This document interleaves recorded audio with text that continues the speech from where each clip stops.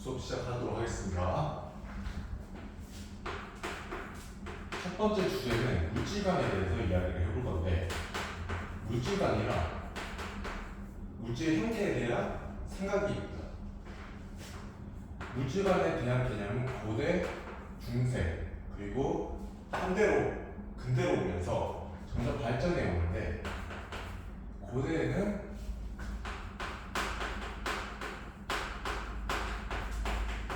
탈레스라는 학자가 등장하게 돼요.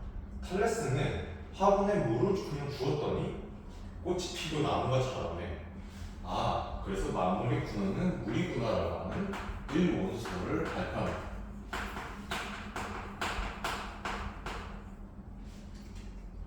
일원소라고 하면은 원소의 종류가 당연히 물이겠죠. 자, 그 다음에 등장하는 학자는 엠페도클레스입니다.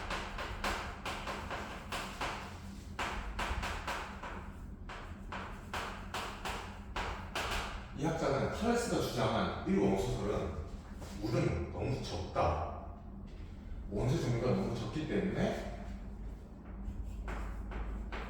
세 가지를 더 추가를 합니다.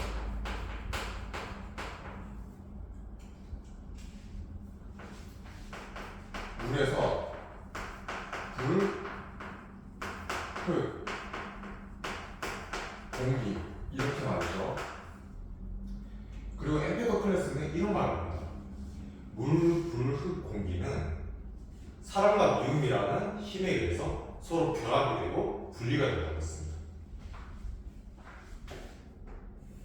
그 다음에 등장하는 학자는 데모크리투스.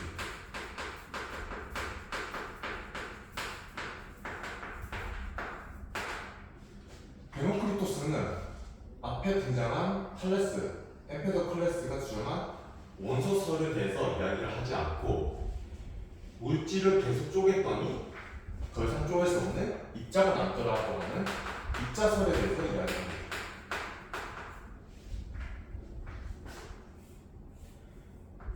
고대의 마지막으로 여러분들이 기억해야 할 학자는 아리스토텔레스입니다.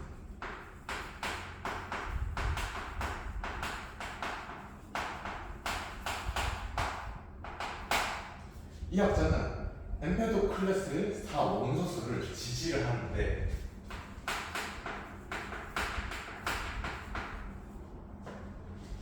네 개의 원소를 그대로 가져옵니다.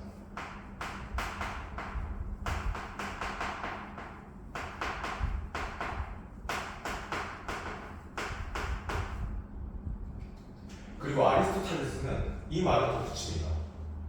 물, 불, 흙, 공기 이 네 가지 원소는 따뜻한, 차가운, 건조한, 습한 이 네 가지 요소에 의해서 물에서 흙이 되기도 하고, 흙에서 불이 되기도 하고, 불에서 공기가 되기도 한다고 합니다.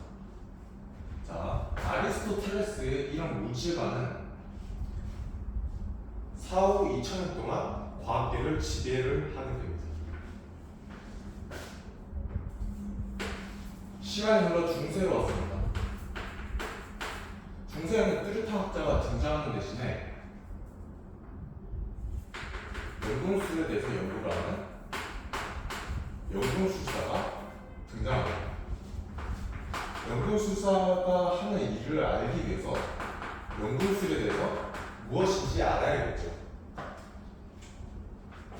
연금술이란 우리 주위에 있는 값싸고 흔한 물질들, 예를 들면 수은, 그리고 황과 같은 물질을 값비싼 금으로 바꾸려고 하는 노력, 시도, 연구를 연금술이라고 합니다. 자, 이러한 노력을 했지만 결론적으로 말하면 실패라는 거죠. 여러분들 원소 주기율표 보면 수은, 황, 금 다 따로 되어 있습니다. 일반적인 화학 반응으로는 수은이나 황이 금이 될 수가 없는 것이죠. 이러한 실패 속에서도 얻은 게 있었으니, 그것이 바로 연금술을 하기 위해서 이렇게 되고 저렇게 되고 하는 실험들을 해보았을 겁니다. 그러면서 여러 가지 실험 기법들이 발달하게 되고, 그리고 실험 기구들이 발달하게 됩니다.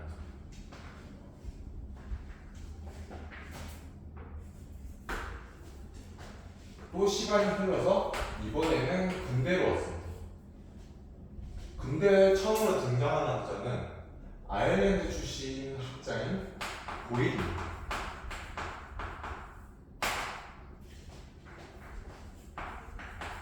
보일은 원소설에 대해서 자창을 하게 되는데 원소란 더 이상 나누어지지 않으면서 물질의 기본이 되는 성분이라고 주장했습니다. 이러한 보일의 원소에 대한 개념은 현대까지 이어져서 현대적 원소 개념을 정립을 했다고 합니다.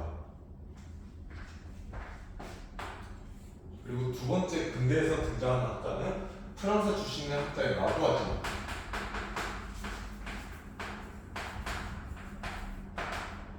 라부아제는 보일의 원소설을 지지를 하면서 33종의 원소를 발견하게 됩니다.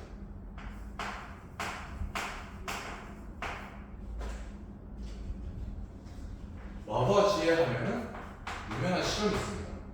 그것이 바로 물분해 실험이죠.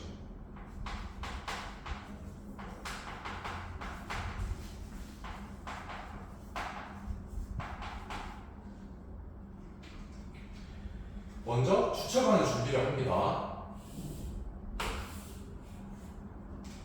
이런 추출관을 준비를 하고 매우 뜨겁게 달굽니다. 벽칼로 이용해서 수백 도가 아닌 수천 도로 달구게 되는데 그리고 이렇게 뜨거워진 주철관 안에 물을 들이붓습니다. 자, 물 같은 경우, 액체 상태의 물 같은 경우 100도씨가 되면은 기체 상태의 물이 됩니다. 하지만 물 분자가 4000도씨를 만나게 된다면 4000도씨 이상의 온도를 만나게 된다면 수소와 산소로 분리가 됩니다. 그래서 주철관에 산소가 들어갔습니다. 그러면 어떤 현상이 생기느냐? 주철관이 산화가 돼서 녹이 쓰게 됩니다. 그리고 남은 기체는 직기병에 모이게 되는데 이 직기병에 모인 기체가 바로 수소가 되는 것이죠. 그래서 결론적으로 이 실험을 정리를 한다면 물이 수소와 산소로 분리되었기 때문에 라부아제가 했던 물분해 실험은 아리스토텔레스가 주장했던 4원소설을 반박하는 실험이 되는 것이죠.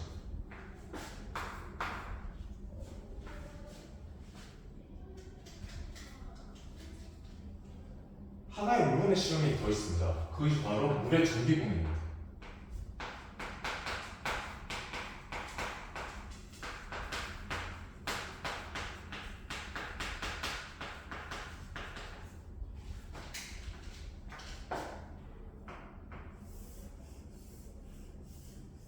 먼저 H자반을 준비를 합니다. 그리고 물을 가득 채웁니다.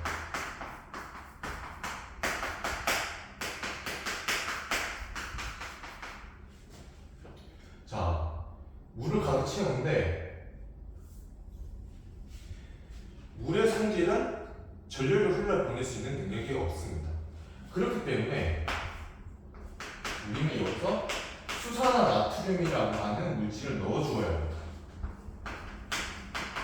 이 수산화 나트륨이 물이 전류를 흐를 수 있게 하는 능력을 부여하게 되는 거죠.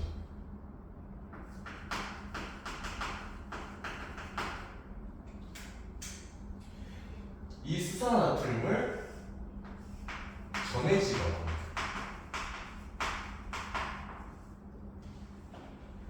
왼쪽을 마이너스, 오른쪽을 플러스 구도로 해서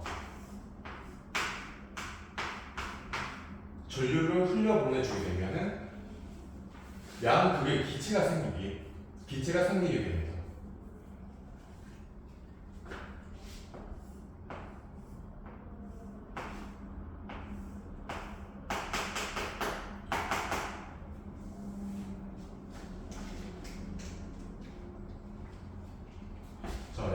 기체가 생겼으니 각 극에 어떤 기체가 생겼는지 확인을 해야 되잖아요. 기체 확인을 하기 위해서 꺼져가는 성냥불을 대봅니다. 일단 마이너스 극에 대보게 된다면 헉 하는 소리를 내면서 타게 되죠. 그래서 이 극에는 폭발성이 있는 수소가 있구나.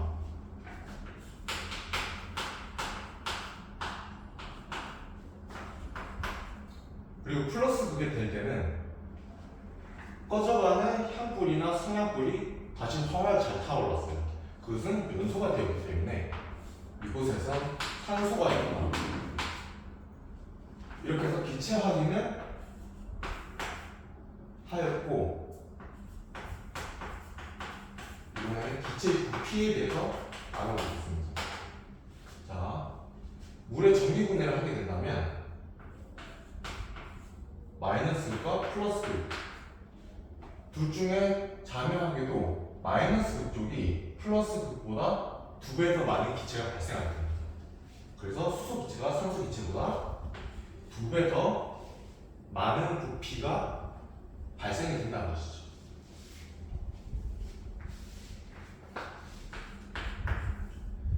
자, 이 다음으로 하는 주제가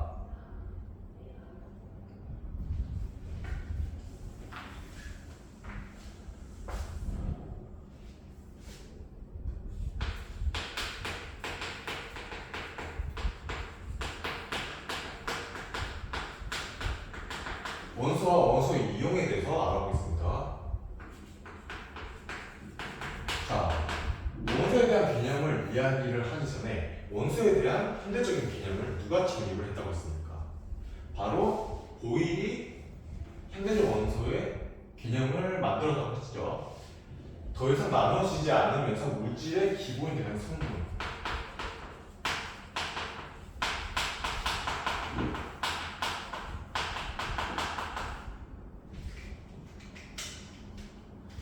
자, 여러분들은 원소와 원자를 구별할 수 있겠습니까? 자, 원소와 원자를 구별하는 방법은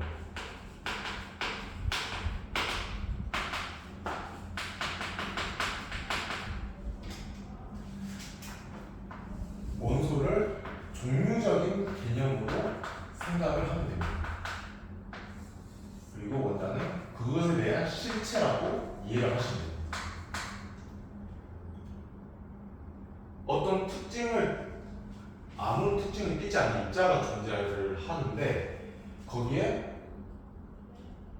철이라고 하는 원소를 부여를 하게 된다면 그 입자는 철 원자가 되는 것이죠. 원소에 대한 특징을 소개를 한다면 원소의 종류에 따라 다른 성질을 띠고 있습니다. 두 번째, 일반적인 화학 반응으로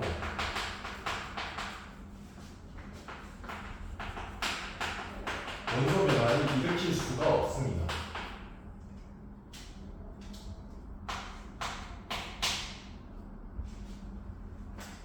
세 번째,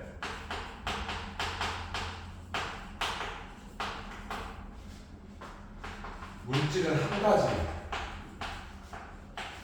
혹은 두 가지 이상의 원소로 구성이 됩니다.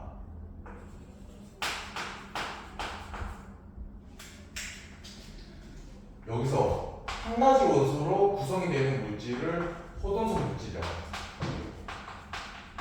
혹시 하나라는 의미를 가지고 있어요. 그리고 두 가지 이상의 원소로 구성되는 물질을 화합물이라고 합니다. 호동성 물질 안에는 어떤 물질이 있을까요? 한 가지 원소로 이루어진 산소 기체, 그리고 수소 기체, 철, 알루미늄, 한 가지만 더 해봅시다. 지구의 기체 중에 78%를 차지하는 질소 기체. 역시 포동성 물질의 예가 될 수 있는 것이죠. 그리고 화합물의 예는 우리가 날숨으로 내뱉는 CO2, 이산산소, 그리고 우리의 몸의 70%를 차지하는 H2O, 이런 것들이 두 가지 이상의 원소로 구성되는 예라고 할 수가 있는 것이죠. 그리고 암모니아, NH3, 메테인, CH4, 이런 것들이 모두 화합물의 예가 될 수 있습니다.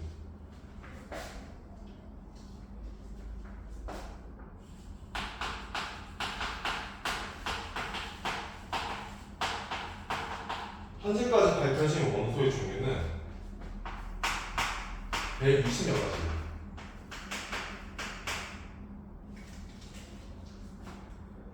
자, 원소를 나눌 때 자연적으로 발생한 원소가 있는 반면에 인류가 인공적으로 만든 원소가 있습니다.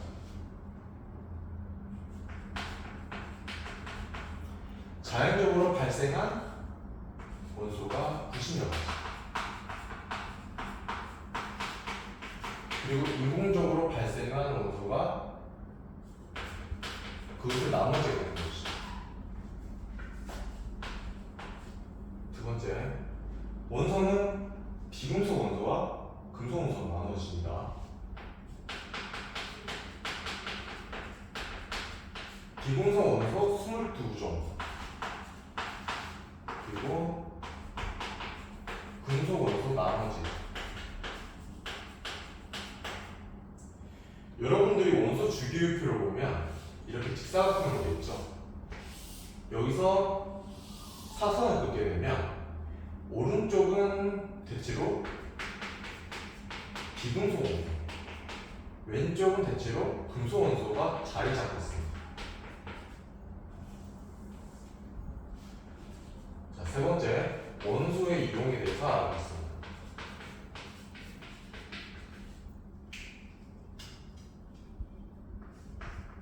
자, 수소 기체는 호발성이 있는 기체이기 때문에 우주 왕복선이나 우주 로켓을 쏘아 올리는 연료가 되고, 그리고 헬륨은 공기보다 가볍기 때문에 비행선을 띄우거나 풍선을 띄우는 기체로 이용이 되죠.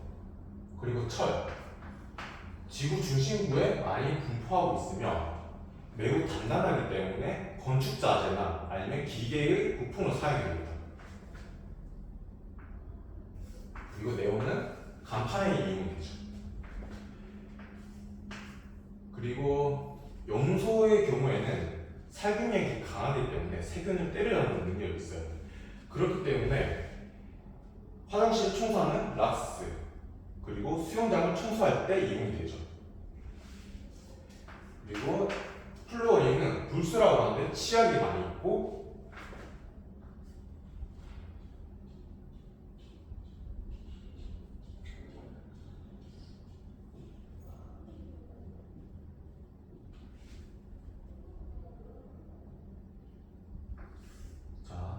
탄소의 경우에는 여러분들이 사용하는 흑연 혹은 다이아몬드의 성분이 되는 것이죠.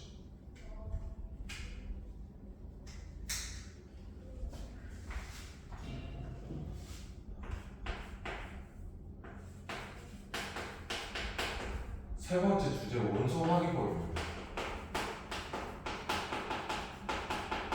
어떤 원소를 봤는데 이것이 어떤 종류의 원소인지 알아야 되잖아요.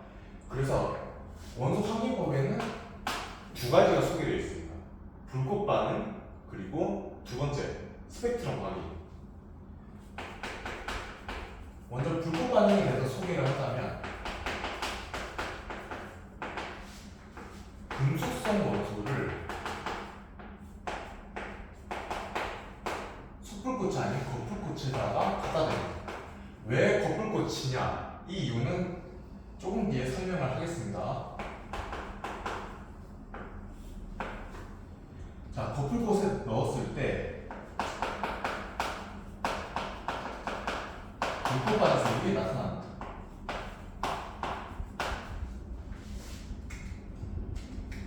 불꽃 반응에 대한 프로세스를 그림으로 나타내겠습니다.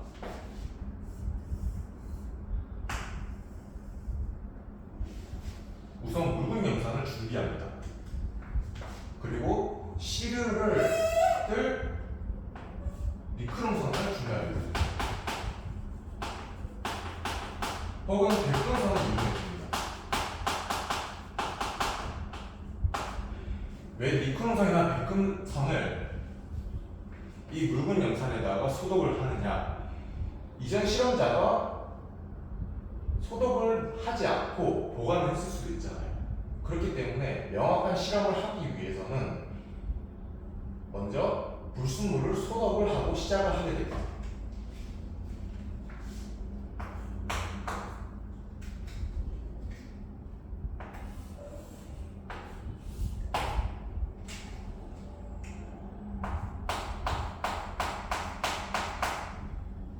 그 다음 페트리 접시 안에 있는 시료를 니크론선으로 뜹니다.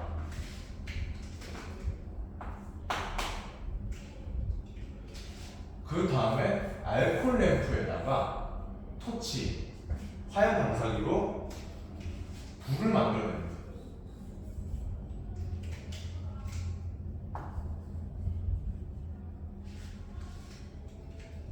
자, 그리고 여기서 뜬 시료를 여기다가 갖다 대죠. 자, 그렇게 됐을 때 불꽃 반응이 일어나게 되는데 여기서 속불꽃이 아니라 겉불꽃에다가 갖다 대는 이유 지금 설명을 해볼게요. 이것은 시험 문제 나오는 내용이기 때문에 여러분들이 꼭 별표를 하고 내용을 암기를 하시기 바랍니다. 첫 번째, 온도가 높기 때문에 반응이 두 달 일어나요. 그럼 불꽃 반응색을 더 잘 확인을 할 수 있고, 두 번째, 무색이기 때문에 이게 불꽃 반응색인지 아니면 불의 색인지 이것을 구별하지 않아도 된다는 거죠. 그래서 확인이 더 잘 된다.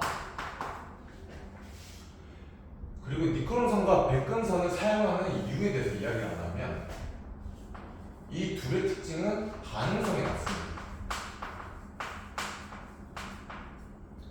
그렇기 때문에 시료에 대한 불꽃 반응성만 나오는 것이죠. 불꽃 반응 실험에 대한 장단점에 대해서 이야기를 해보겠습니다. 우선 장점, 쉽고 간단하다. 둘째, 적은 시료로도 불꽃 반응색을 확인할 수 있다. 두 번째 단점,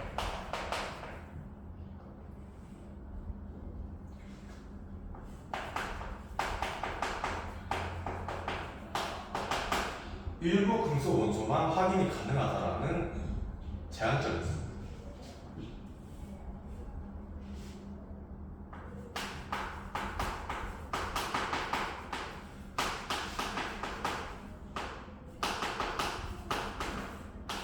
그리고 유사하거나 같은 불꽃 반응색을 나타내는 물질을 구별할 수가 없습니다.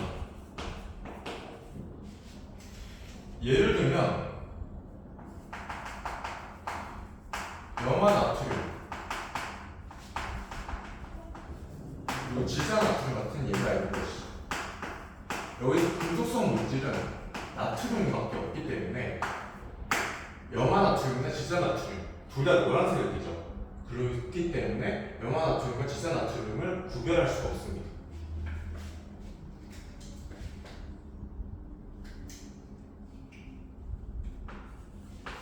세 번째, 시험 문제 정말 단골 문제가 나오는데 여러 가지 불꽃 반응색에 대한 내용입니다.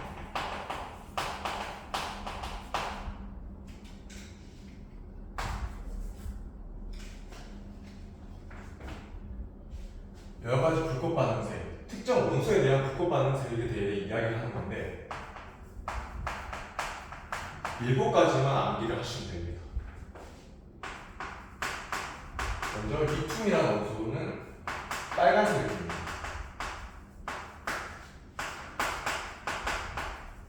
스트론튬이라고 하는 원소는 빨간색입니다.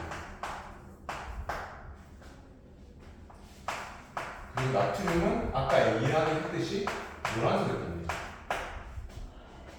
그리고 구리는 청색입니다.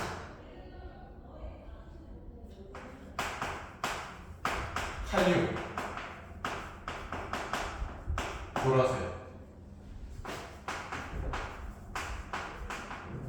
칼슘 주황색,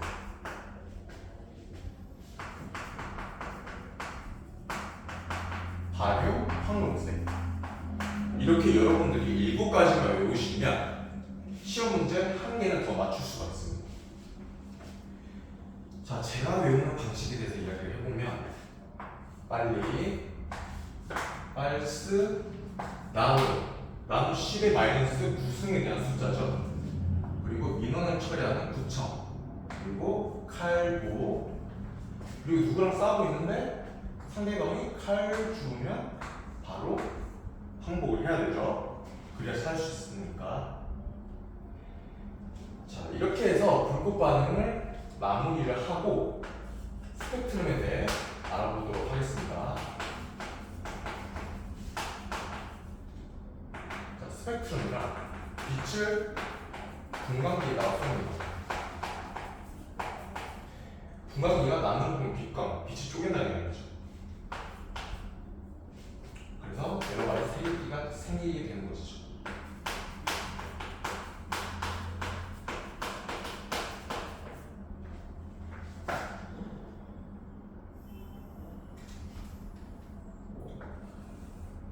스펙트럼에는 두 가지 스펙트럼인데 연속 스펙트럼 그리고 선 스펙트럼. 연속 스펙트럼의 경우에는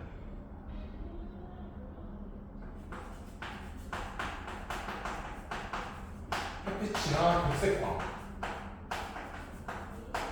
이런 것들을 분광기에다가 쐈을 때 빨주노초 파란도의 여러 파장의 빛이 연속적으로 분포를 하게 되죠. 그리고 선 스펙트럼의 경우에는 우리가 아까 공부했던 불꽃 반응색을 가져와서 분광기에다가 쏩니다.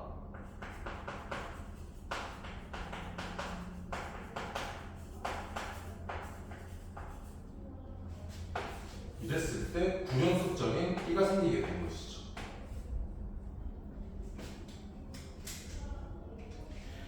선 스펙트럼에 대한 특징에 대해서 알아봅시다.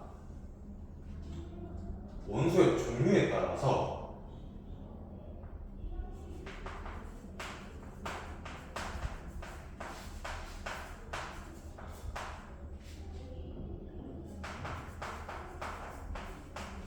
선의 색깔, 위치, 개수, 그리고 붉기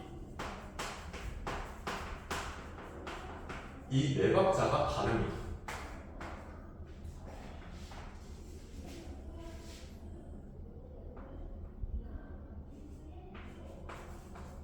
그리고 같은 불꽃 반응색의 원소를 구별할 수 있습니다.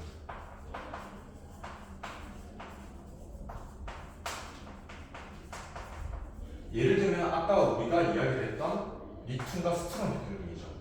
리튬과 스트론튬의 경우에는 둘 다 빨간색을 띠기 때문에 우리가 육안으로 관찰을 할 수가 없습니다. 그래서 스펙트럼을 이용을 해서 여러 가지 색이띠로 확인을 하게 된다면 예를 들어 리튬 같은 경우에는 이건 대략적 예시입니다.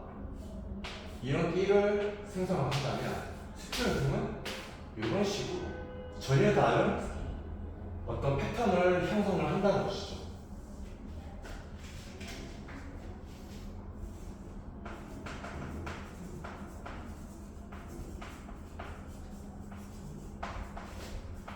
그리고 여러 가지 원소로 구성되는 물질의 경우에는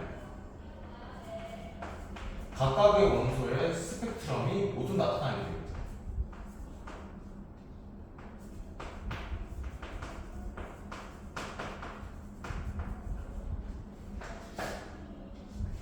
예를 들면 A라는 물질이 있고 B라는 물질이 있고 C라는 물질이 있습니다.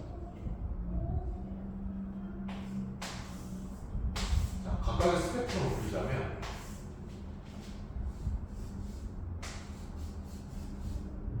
A라는 스펙트럼은 이렇게 두 줄이 형성이 됩니다. 그리고 B라는 스펙트럼은 이렇게 세 줄이 형성됩니다. 그런데 C라는 스펙트럼에서는